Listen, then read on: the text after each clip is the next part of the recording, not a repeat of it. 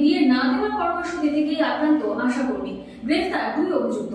আইন হাতে তুলে নেওয়ার প্রবণতা যেন দিন দিন বেড়ে চলেছে রাজগঞ্জ ব্লকে। এলাকার এক নাবালিকার বিয়ে স্থগিত রাখার পরামর্শ দিয়ে আক্রান্ত হন আশাকর্মী মালবিকা রায়। তাকে এবং তার পরিবারকে মারধরের পাশাপাশি গবাদি পশুদেরও ছাড়েনি নাবালিকার পরিবার। পরে পুলিশ গিয়ে উদ্ধার করে তাদের। আইন হাতে তুলে নেওয়ার প্রবণতা দিন দিন বেড়েই চলেছে রাজগঞ্জ ব্লকে। গত মঙ্গলবার এক পথ দুর্ঘটনাকে কেন্দ্র করে পুলিশকে মারধর করার অভিযোগ উঠেছিল। এবার আশাকর্মীকে মারধর করার অভিযোগ উঠল। জানা গেছে, রাজগঞ্জ ব্লকের নির্দিষ্ট বয়সসীমার আগেই নাবালিকার বিয়ের সিদ্ধান্ত নেয় এক পরিবার।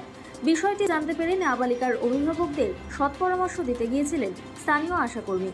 এবার তাকেই মারধর করার অভিযোগ উঠল। প্রতিবাদে গতকাল বিকেলে রাজগঞ্জ বিডিও অফিসে বিক্ষোভ আশাকর্মীদের। ঘটনার সূত্রপাত গত 7 তারিখ। এলাকার এক নাবালিকার বিয়ে স্থগিত রাখার পরামর্শ দিয়ে আক্রান্ত হন আশাকর্মী মালবিকা রায়। তাকে এবং তার পরিবারকে মারধরের পাশাপাশি বাড়ির গবাদি পশুদেরকেও ছাড়েনি নাবালিকার পরিবার। পরে পুলিশ গিয়ে তাদের উদ্ধার করে। ঘটনার প্রতিবাদে বিক্ষোভে সামিল হন আশাকর্মীরা। অভিযুক্তদের কঠোর শাস্তি এবং কর্মক্ষেত্রে নিরাপত্তার দাবি জানান তারা। এই বিষয়ে অতিরিক্ত পুলিশ সুপার সৌগনিক মুখোপাধ্যায় জানিয়েছেন, অভিযোগের ভিত্তিতে তদন্ত শুরু হয়। এরপর 2 অভিযুক্তকে গ্রেফতার করে আদালতে তোলা হয়। এলাকায় সচেতনতার প্রচার চালানো হবে।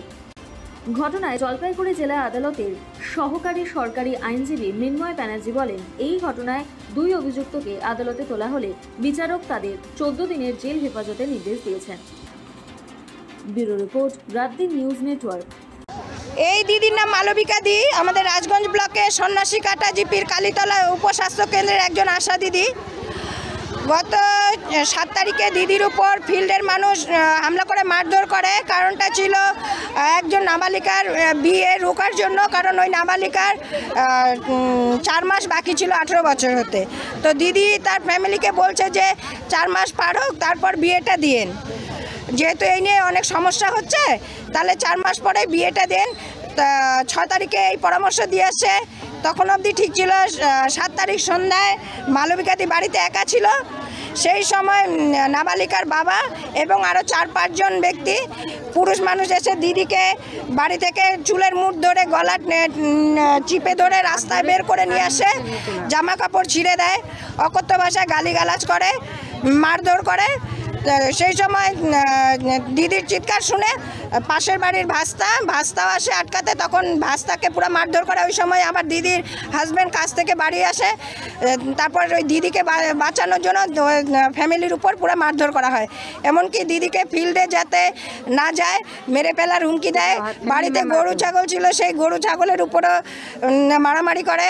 দিদিকে ফিল্ডে যেতে দিবে না এবং যেখানেই পাবে মারবে, এইরকম অত্যাচার করছে। সে কারণে কি পুলিশ? হ্যাঁ, সঙ্গে সঙ্গে কন্ট্রোল রুমে ফোন করে থানায় ফোন করা হয়েছে। ফোন করার সাথে সাথে 2টা গাড়ি গেছে। তখন থানার গাড়ি গিয়ে মানে পরিস্থিতিটা সামলাইছে। আচ্ছা, আপনাকে কি কারণে মারলো? যে বিয়েটা রোকার জন্য গেছিল সে কারণে? আমি ওই বাড়িতে যাইনি, গেছিলাম, আমি খবরটা শুনছি। তারপরের দিনে বাবা মাকে পাইনি। তখন তারপরের দিন আমি বিকাল 5টার সময় ওর বাবার দেখা হয়। বাবাকে বলি যে বাবা, তোমার মেয়ে তো আর 4-5 মাস বাকি আছে, তা তখন 4-5 মাস বয়সটা হোক, তখন মোহরটা করে দিস। কেননা আমার গ্রামে এরকম অনেক সমস্যা হয়ে আছে।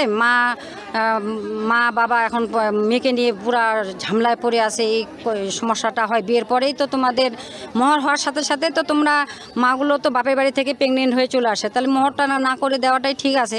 তোমার ওই বাড়িতেই বিয়ে ঠিক হয়েছে, ঠিক আছে, শুধু বয়সটা হোক তখন বিয়ে দিও। কেন গরিব মানুষ তুমি এই সমস্যা কেন পড়বা পরবর্তীতে? এই বলছি, এই অবধি ঠিক ছিল।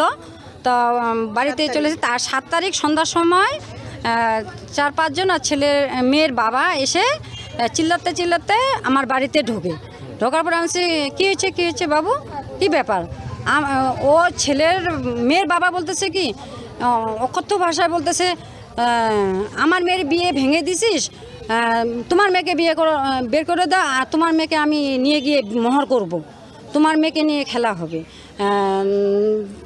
তোমাকে আমি জবাই করে দিব।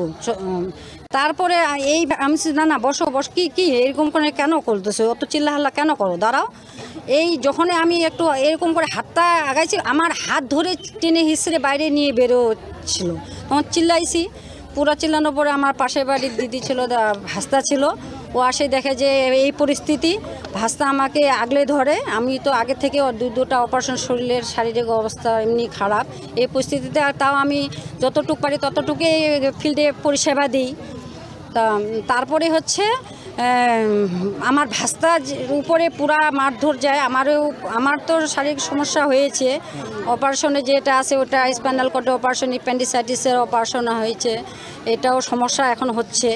এই হিসাব মতো আমার যা শারীরিক অবস্থা, এই হিসাবে আমাকে হসপিটালাইজড হওয়ার দরকার। এখন কি করতে চান? আমি বলতেছি যে যেহেতু আমার ফ্যামিলি মেম্বার হতে যারা আমাকে রক্ষা করেছে, তাদেরকেও প্রাণের মাইরে ফেলার হুমকি দিছে। যেখানে পাবে সেখানে মারবে, আমাকে ফিল্ডে যেতে দিবে না, যেখানে পারবে সেখানে মারবে। তারপর হুমকি কে দিছে? নাবালিকার পরিবার? হ্যাঁ, ফ্যামিলি মেম্বার ছিল। তারপর হচ্ছে যারা দোষী, নাম জানেন কি তাদের? হ্যাঁ, নাম তো দেওয়াই আছে, কাগজে দেওয়া আছে, এখানে আছে। তো এখন কি ভিডিওকে ডেপুটেশন জমা করবেন? অবশ্যই। কালকে স্যারকে জানানো হয়েছে, ওদিনকে ডায়েরি করা হয়েছে। আজ অবধি 2 জন অ্যারেস্ট হয়েছে, এখনও অবধি 2 জন অ্যারেস্ট হয়েছে। বাকি আরও যে বাকি দোষীগুলো আছে ওদের উপযুক্ত অ্যারেস্ট করে শাস্তির ব্যবস্থা করতে হবে। না হলে পরে আজকে আমার হয়েছে, পরশুদিন অন্য দিদির উপরেও, আশা দিদির উপরেও এটা হবে। আর ফিল্ডে তো আমাদের কাজ করতে হবে, আমাদের তো সরকারের অনুমতি আছে যে এটা আমাদের কাজ করতে হবে। তাহলে পরে এখন আপনারা চাচ্ছেন দোষীদের শাস্তি হোক? অবশ্যই এই শাস্তি উপযুক্ত শাস্তি না পেলে ভবিষ্যতে এরকম যেন ঘটনা ঘটাতে পারে। আপনার নাম? বিজেপি কর্মীদের সাথে পুলিশের ধস্তাধস্তি